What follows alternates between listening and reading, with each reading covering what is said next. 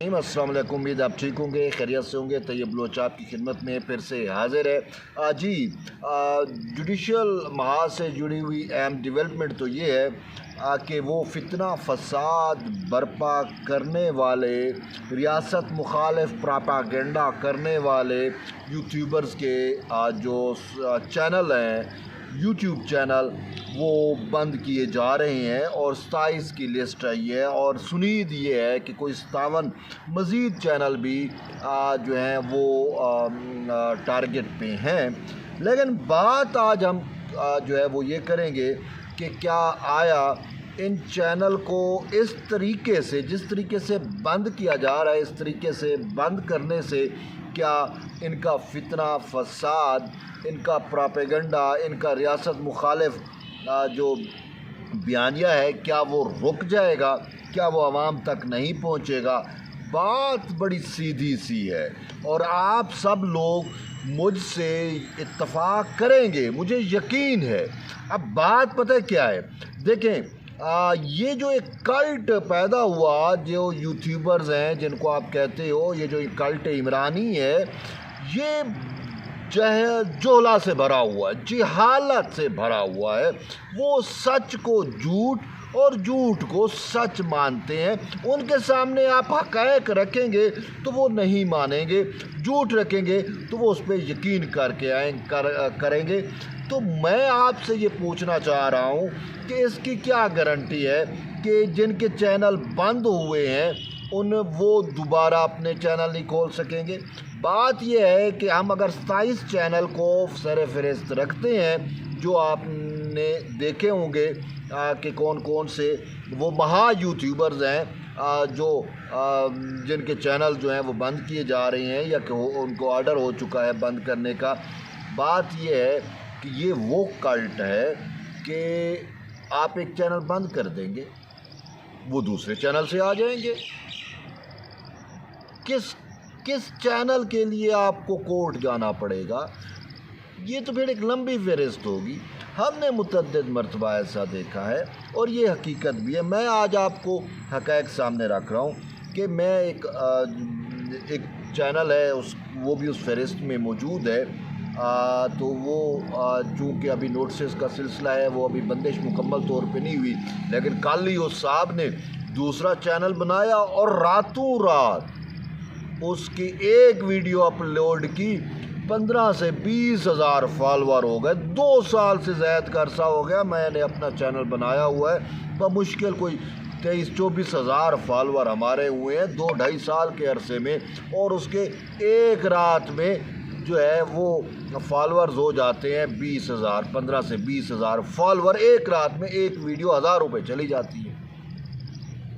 तो भाई एक चैनल बंद करोगे, वो दूसरे चैनल से आ जाएंगे, दूसरे नाम से आ जाएंगे। एक दूसरा, ये जो कल्ट है, ये जो यूट्यूबर्स हैं, इन्होंने एक नया सिलसिला भी शुरू किया हुआ है। अब वो क्या है कि 2 या 3 लोग खड़े हो जाते हैं और परसेप्शन मैनेजमेंट, बयानिया बनाना, झूठ फैलाना, इफ्तरा फैलाना किसी टॉपिक पे, तो 3 से 4 कैमरे लगे होते हैं और फिर हर बंदा अपने अपने चैनल से उसको अपलोड करता है। अब बात यह है, आपने एक चैनल बंद कर दिया तो वो दूसरे चैनल पे आ जाएंगे, किसी और के चैनल पे आ जाएंगे।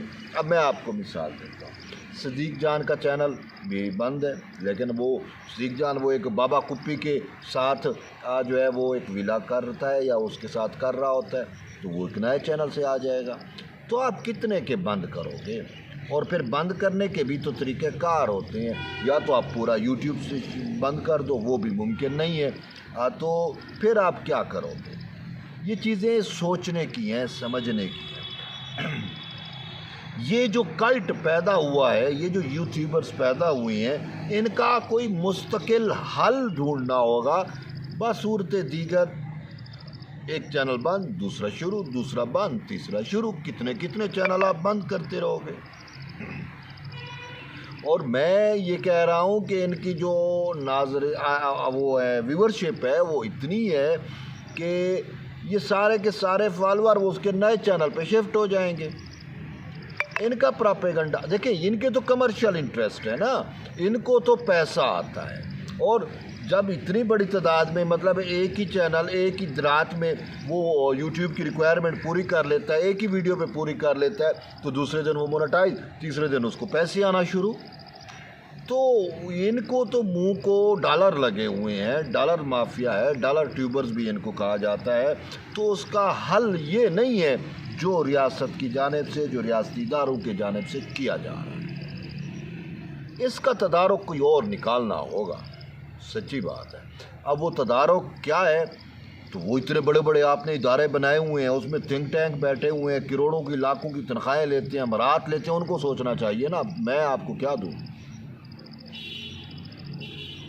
بات یہ ہے کہ یہ دیکھیں، کسی بھی ریاست کے لیے ضروری ہوتا ہے لوگوں کو افطرا پھیلا کے، جھوٹ پھیلا کے، ایک پرسیپشن مینجمنٹ کر کے ریاست مخالف جو یہ چیزیں چل رہی ہیں، یہ تو کوئی بھی ذی شعور اس کو جسٹیفائی نہیں کر سکتا، کوئی بھی نہیں کر سکتا. اس کا تدارک کرنا ضروری ہے.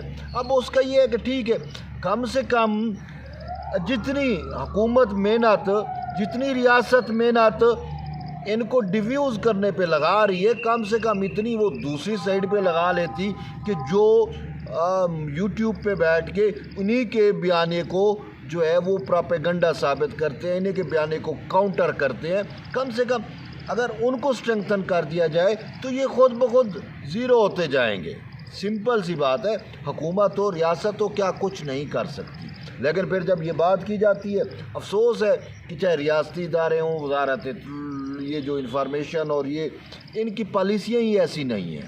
مجھے آپ بتائیں کہ انہوں نے کون سے ایسے جو ریاست کے بیانیے کے ساتھ چلنے والے صحافی ہیں، جو ریاستی بیانیے کو لے کے چلتے ہیں، جو ریاست کو اپنے کمرشل انٹرسٹ سے زیادہ مقدم رکھتے ہیں، ان کی کہیں پہ کوئی حوصلہ افزائی ہوئی ہو؟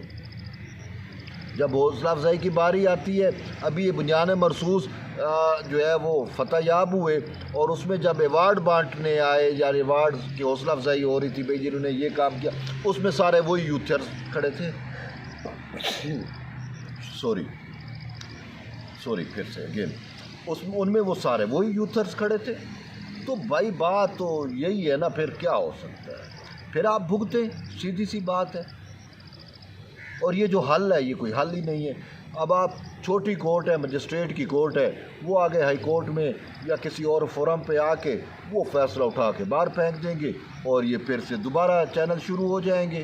یہ بات ہے. دوسرا یہ ہے کہ وہ چینل ایک بند ہوا، دوسرے نئے چینل سے نئے نام سے آ جائیں گے. کن کن کو بند کرو گے؟ مستقل حل، مستقل پالیسی بنانی چاہیے. لیکن چہ جایا کہ آپ ان پہ وہ کرو، آپ جو ہے ان کا بیانیہ کاؤنٹر کرنے کے لیے جو ریاستی اس کو نیریٹو کو مقدم جانتے ہیں، جو اس کے ساتھ چلتے ہیں، ان کی حوصلہ افزائی ہونی چاہیے. بہرحال دیکھتے ہیں آپ آگے حکومت اور ریاست ان کو کیسے ڈیل کرتی ہے. میں نے آپ کو حقائق بتا دیے، آپ اپنا فیڈ بیک ضرور دیں. ملتے ہیں ایک نئی ویڈیو، تب تک اجازت دیں. اللہ حافظ.